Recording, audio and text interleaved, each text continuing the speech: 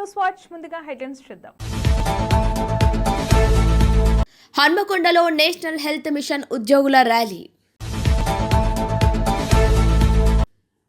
బలపడిన భారత పాస్పోర్ట్ 75వ స్థానానికి జంప్.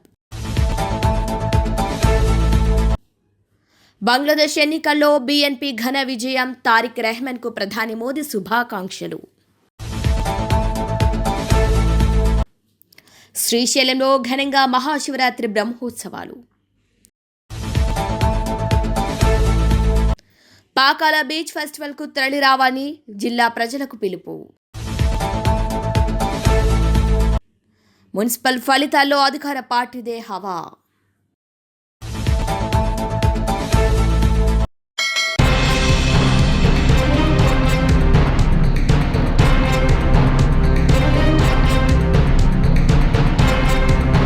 ప్రకాశం జిల్లా సింగరాయకొండ మండలం పాకాల వద్ద ఈ నెల 14, 15 తేదీలో బీచ్ ఫెస్టివల్ నిర్వహిస్తున్నామని, ఈ కార్యక్రమానికి ప్రకాశం జిల్లా ప్రజలు పెద్ద ఎత్తున పాల్గొని విజయవంతం చేయాలని మారిటైమ్ బోర్డు చైర్మన్ దామచల్ల సత్య ఒంగోలులోని ఆయన కార్యక్రమంలో మీడియా సమావేశం ఏర్పాటు చేసి జిల్లాలోని ప్రజలకు పిలుపునిచ్చారు. ఈ సందర్భంగా దామచల్ల సత్య మాట్లాడుతూ నేషనల్ హైవే నుంచి 6 కిలోమీటర్ల దూరంలో ఉన్న పాకాల బీచ్ వద్ద ఈ నెల 14, 15 తేదీలో రాష్ట్ర ప్రభుత్వం ఆధ్వర్యంలో పెద్ద ఎత్తున నిర్వహించబోతున్న బీచ్ ఫెస్టివల్లో ప్రకాశం జిల్లా ప్రజలు కుటుంబ సభ్యులతో తరలివచ్చి సముద్ర తీరాన ఆహ్లాదకరమైన వాతావరణంలో 2 రోజుల పాటు సంతోషంగా గడపాలని పిలుపునిచ్చారు. తీర ప్రాంతాల అభివృద్ధిలో భాగంగా ప్రజలకు వినోదం, ఉల్లాసం అందించేందుకు రాష్ట్ర ముఖ్యమంత్రి ఇలాంటి కార్యక్రమాలు చేపడుతున్నారని అన్నారు. 2 రోజుల పాటు నిర్వహించబోయే బీచ్ ఫెస్టివల్లో వాటర్ స్పోర్ట్స్, సాంస్కృతిక కార్యక్రమాలతో పాటు అనేక వినోద కార్యక్రమాలు ఉంటాయన్నారు. బీచ్ అందాలను తిలకించేందుకు హెలికాప్టర్ రైడ్ కూడా ఏర్పాటు చేసినట్టు తెలిపారు. జిల్లాలోని ప్రజలంతా ఈ వేడుకల్లో పాల్గొని బీచ్ ఫెస్టివల్ కార్యక్రమాన్ని విజయవంతం చేయాలని ప్రజలను కోరారు. ఈ కార్యక్రమం ఫ్రైడ్ మీడియా ఈవెంట్స్ ద్వారా చేపడుతున్నామని అన్నారు. మహిళలకు ప్రత్యేక ఏర్పాట్లు చేపడుతున్నామని, ప్రజలకు ఎలాంటి ఇబ్బందులు లేకుండా జిల్లా ఎస్పీ 500 మంది సిబ్బందితో రక్షణ కల్పించే విధంగా ఏర్పాటు చేశారని, జిల్లా కలెక్టర్ ప్రత్యేక శ్రద్ధతో జిల్లా ఇన్ఛార్జ్ మంత్రులు, జిల్లా మంత్రులు, స్థానిక ప్రజాప్రతినిధులు, నియోజకవర్గ ఇన్ఛార్జీలు ఈ కార్యక్రమంలో పాల్గొంటారని, ప్రకాశం జిల్లా ప్రజలు కూడా పాల్గొని విజయవంతం చేయాలని దామచల్ల సత్య కోరారు.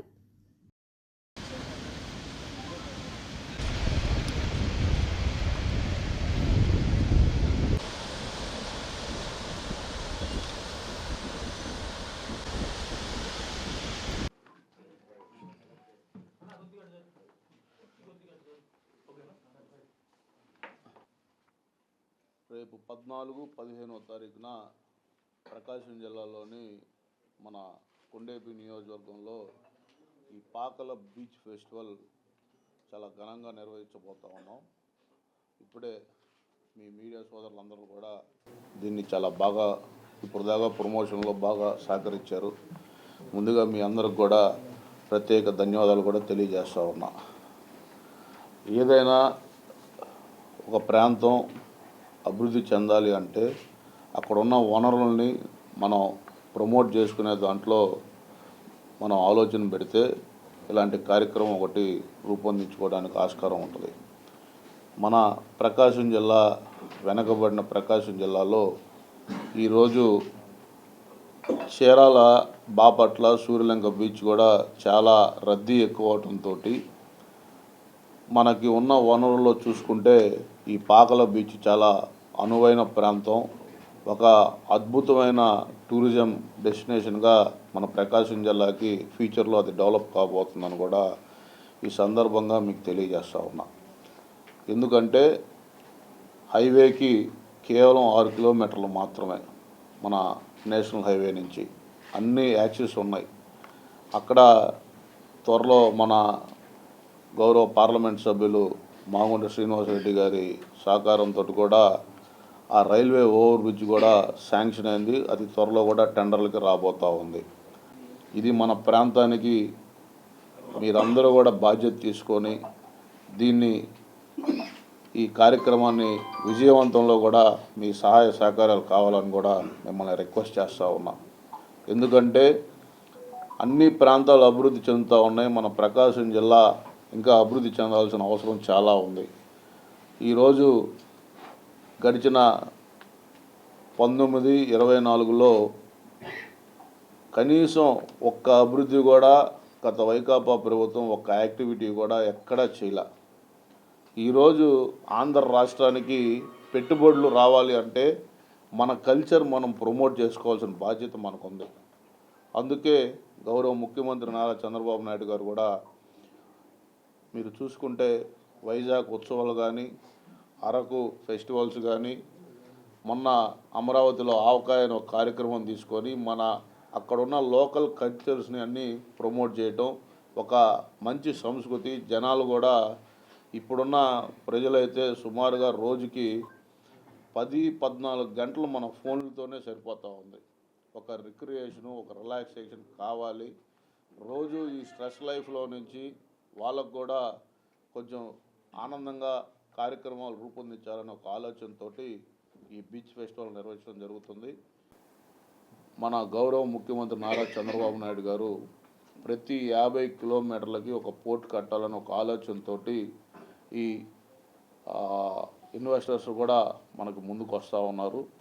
త్వరలో మన ప్రకాశం జిల్లాలో చిన్నగంజాంలో ఒక క్యాప్టివ్ పోర్ట్ కూడా త్వరలో రాబోతూ ఉంది. అలాగే పాకల దగ్గర ఒక ఫిషింగ్ ల్యాండ్ సెంటర్ కూడా త్వరలో రాబోతూ ఉంది.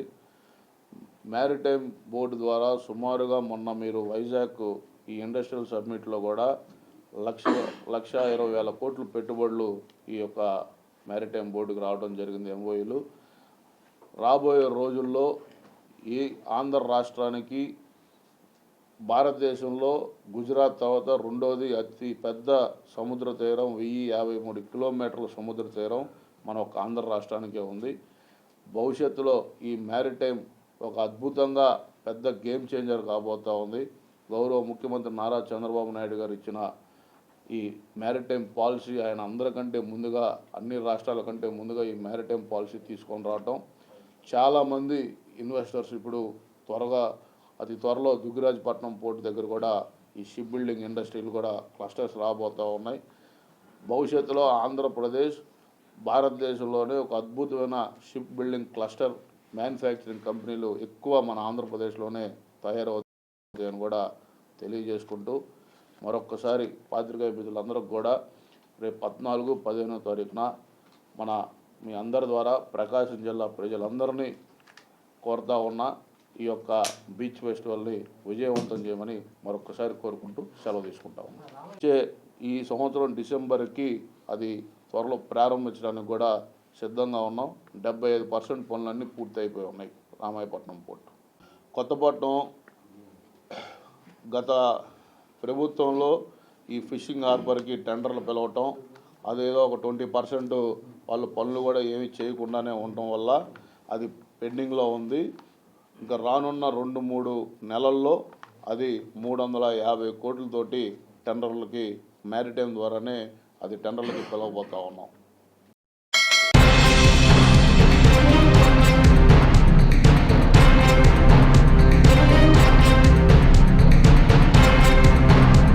హెన్లీ పాస్పోర్ట్ ఇండెక్స్లో 75వ స్థానానికి భారత్ చేరింది. గత ఏడాది 85వ ర్యాంక్ నుంచి 10 స్థానాలకు మెరుగుదలకొచ్చింది. భారత్ పాస్పోర్ట్తో 56 దేశాలకు వీసా రహిత ప్రయాణమైంది.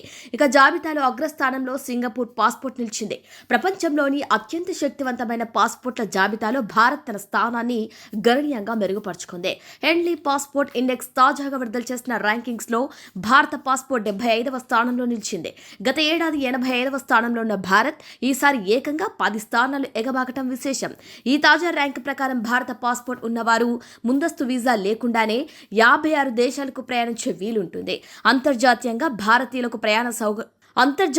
భారతీయులకు ప్రయాణ సౌలభ్యం పెరిగిందనటానికి ఈ మెరుగైన ర్యాంకే నిదర్శనం. అయితే గతంతో పోలిస్తే భారత్ మెరుగైనప్పటికీ ఇది అత్యుత్తమ ర్యాంక్ కాదు.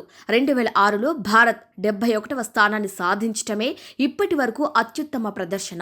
2024లో 80వ స్థానానికి, ఆ తర్వాత 85వ స్థానానికి పడిపోయిన భారత్ ర్యాంక్ ఇప్పుడు తిరిగి పుంజుకుంది. ఇక ఈ జాబితాలో సింగపూర్ పాస్పోర్ట్ మరోసారి ప్రపంచంలోనే అత్యంత శక్తివంతమైనదిగా నిలిచింది. సింగపూర్ పౌరులు 192 దేశాలకు వీసా లేకుండా ప్రయాణించవచ్చు. జపాన్, దక్షిణ కొరియా సంయుక్తంగా 2వ స్థానంలో 187 దేశాలు ఉండగా స్వీడన్, యుఏఈ 3వ స్థానంలో 186 దేశాలున్నాయి. France, Germany, Italy, Spain, Switzerland 4వ ర్యాంకును పంచుకున్నాయి.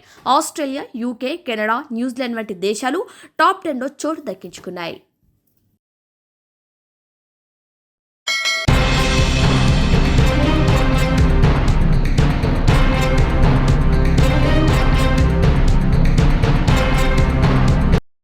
బంగ్లాదేశ్లో జరిగిన పార్లమెంట్ ఎన్నికల్లో బంగ్లాదేశ్ నేషనలిస్ట్ పార్టీ ఘన విజయం సాధించడంపై భారత ప్రధాని నరేంద్ర మోదీ హర్షం వ్యక్తం చేశారు. పార్టీ అధినేత తారిక్ రెహమాన్కు శుక్రవారం శుభాకాంక్షలు తెలిపారు. ప్రజాస్వామ్య ప్రగతిశీల బంగ్లాదేశ్కు భారత్ మద్దతు ఎల్లప్పుడూ ఉంటుందని స్పష్టం చేశారు. గురువారం బంగ్లాదేశ్ 13వ జాతీయ పార్లమెంట్ ఎన్నికలు జరిగాయి. మాజీ ప్రధాని షేక్ హసీనా పదవీచ్యుతురాలైన తర్వాత జరిగిన తొలి ఎన్నికలు ఇవే. వెలువడుతున్న అనాధికారిక ఫలితాల ప్రకారం 17 ఏళ్ల ప్రవాసం తర్వాత ఇటీవల దేశానికి తిరిగి వచ్చిన తారిక్ రెహమాన్ నేతృత్వంలోని బీఎన్పీ పార్టీ 300 స్థానాల పార్లమెంట్లో స్పష్టమైన మెజార్టీని కైవసం చేసుకుంది. ఈ నేపథ్యంలో ప్రధాని మోదీ సోషల్ మీడియా ప్లాట్ఫామ్ ఎక్స్లో ఒక పోస్ట్ పెట్టారు. బంగ్లాదేశ్ పార్లమెంట్ ఎన్నికల్లో బీఎన్పీని ఘన విజయపథంలో నడిపించినందుకు మీకు నా హృదయపూర్వక అభినందనలు. ఈ విజయం మీ నాయకత్వంపై బంగ్లాదేశ్ ప్రజలకు ఉన్న నమ్మకాన్ని చూపుతుంది. ప్రజాస్వామ్య ప్రగతిశీల బంగ్లాదేశ్కు భారత్ తన మద్దతును కొనసాగిస్తుంది. ఇరు దేశాల మధ్య బహుముఖ సంబంధాలను బలోపేతం చేయడానికి మీతో కలిసి పనిచేయడానికి ఎదురు చూస్తున్నానని మోదీ పేర్కొన్నారు.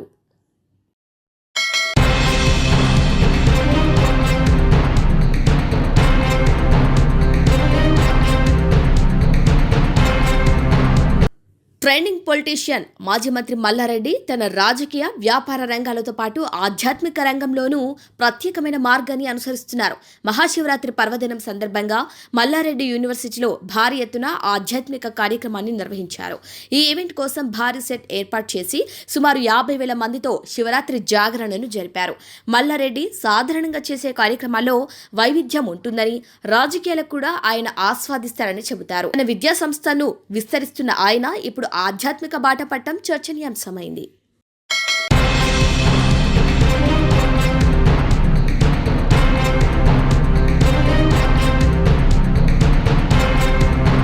హన్మకొండలో ఆర్ట్స్ అండ్ సైన్స్ కాలేజీ నుంచి కలెక్టర్ ఆఫీస్ వరకు నేషనల్ హెల్త్ మిషన్ ఉద్యోగులు ర్యాలీ నిర్వహించారు.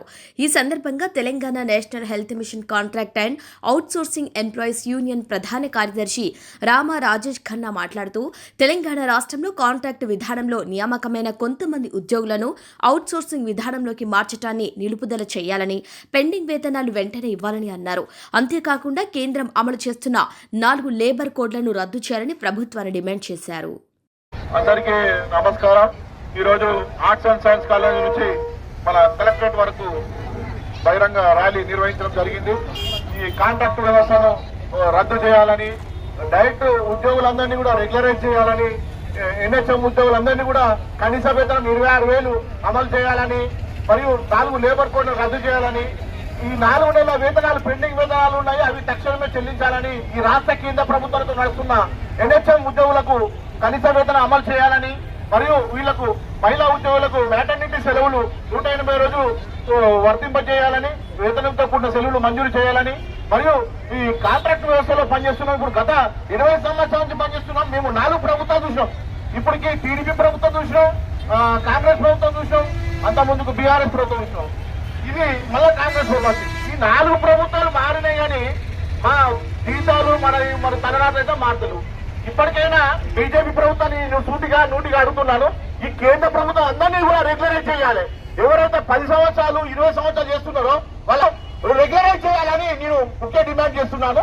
మరియు ఈ కాంట్రాక్ట్ పనిచేస్తున్న వాళ్ళని కొంతమందిని అవుట్ సోర్సింగ్ లో ఉద్యోగులకు తెలియకుండానే పంపించారు. దాన్ని వెంటనే ఆ ఏజెన్సీ వ్యవస్థను రద్దు చేసి నేరుగా ఉద్యోగులకు వేతనాలు ఇవ్వాలని డిమాండ్ చేస్తున్నాను. రామా రాజేష్ ఖన్నా, రాష్ట్ర ప్రధాన కార్యదర్శి, NHM contract and outsourcing employees union.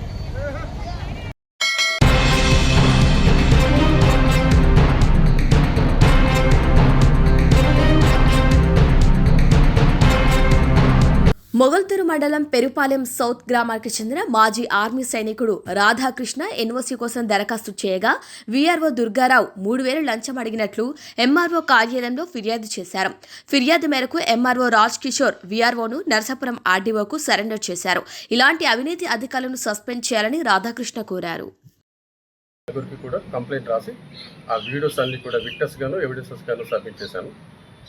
వెంటనే ఎంఆర్ఓ గారు ఆర్డీఓ గారు ఇమీడియట్గా చర్య తీసుకుని ఆయన్ని బాధ్యతలను తప్పించి సరెండర్ చేశారు. ఎంఆర్ఓ గారు సరెండర్ చేశారు ఆర్డీఓ గారికి.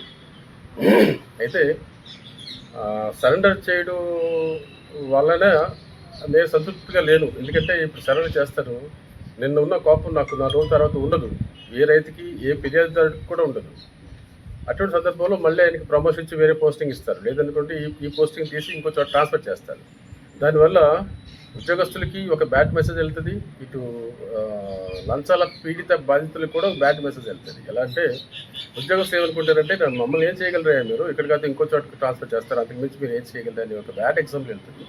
ఇటు రైతులకి ఏంటంటే ఎవరు ధైర్యం చేసి లంచగొండులకు వ్యతిరేకంగా ఎవరు మాట్లాడిన ఈ రోజుల్లో నేను ధైర్యం చేసి ముందుకు వస్తే నేను కూడా ఏం చేయలేకపోతే అంటే వాళ్ళని ఉద్యోగం నుంచి సస్పెండ్ ట్రాన్స్ఫర్ చేయడం వల్ల ఉపయోగం ఉండదని నా ఉద్దేశం. వాళ్ళని డైరెక్ట్గా డిస్మిస్ చేస్తే సర్వీస్ నుంచి అప్పుడు మిగిలిన వాళ్ళ ఉద్యోగస్తులందరికీ కూడా కాస్త భయం ఉంటుంది. ఇటు ఈ లంచాల పీడితుల రైతులు కూడా వాళ్ళకి బ్యాడ్ ఎగ్జాంపుల్ వెళ్తుంది. ఎంత చదువుకొని మిలిటరీ అయినా ఏం చేయలేకపోయాడు, మనం ఏం చేయగలం అని చెప్పి ఎవరు ముందుకు రారు. ఇలాగే వ్యవస్థ ఇప్పటికే నాశనం అయిపోయింది, ఇంకా నాశనం అయిపోతుంది తప్ప ఈ లంచాల బారి నుంచి ఈ పేద ప్రజల్ని, మధ్యతరగతి ప్రజల్ని, చిన్నకారు రైతుల్ని మనం కాపాడలేము, ఎవరిని కాపాడలేము. సో ఈ పరిస్థితుల్లో నేను కొంచెం ముందుకు రావాల్సి వచ్చింది, అంతే తప్ప నాకు ఏ ద్వేషాలు ఎవరి మీద ఏమీ లేవు. వ్యవస్థని ఇప్పటికే పాడైపోయిన వ్యవస్థని ఇంకా పాడు చేయకూడదనే సదుద్దేశం తప్ప మరో ఉద్దేశం అయితే లేదు. అయితే నాదొక చిన్న సలహా ఏంటంటే, అది పోక్సో యాక్ట్ అని ఒక చట్టం ఉంది. ఆ చట్టంలో ప్రభుత్వం వారు ఆ చట్టాన్ని అమెండ్ చేసి ఆ పోక్సో అంటే protection of children from sexual offences, ఆ చట్టాన్ని సవరించి ఆ నేరస్తులకి 20 సంవత్సరాల పాటు జైలు శిక్షిస్తున్నారు. అదేవిధంగా ప్రివెన్షన్ ఆఫ్ కరప్షన్ యాక్ట్ 1988 కూడా సవరించి ఆ సెక్షన్ ఏదో ఇందులో కూడా పెడితే లంచం తీసుకున్న వాళ్ళు భయపడతారు. ఎందుకంటే 20 సంవత్సరాల పాటు జీవితంలో అతి ముఖ్యమైన వయసు, భార్య బిడ్డలు, తల్లిదండ్రులు, వీళ్ళందరినీ వదిలి 20 సంవత్సరాల పాటు జైల్లో ఉంటే ఖచ్చితంగా ఎవరు ఒక్కరు కూడా లంచం ఇచ్చినా కూడా పుచ్చుకోరు ఆ భయంతో. కనుక నా సలహా ఏమిటంటే ఆ సెక్షన్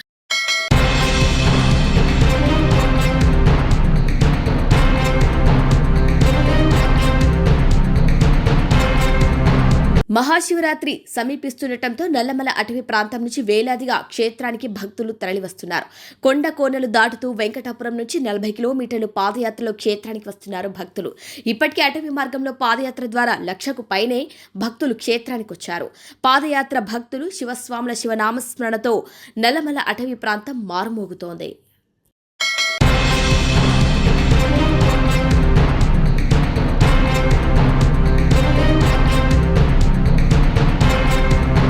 బులెటిన్ ముగించే ముందు హెడ్లైన్స్ మరొకసారి.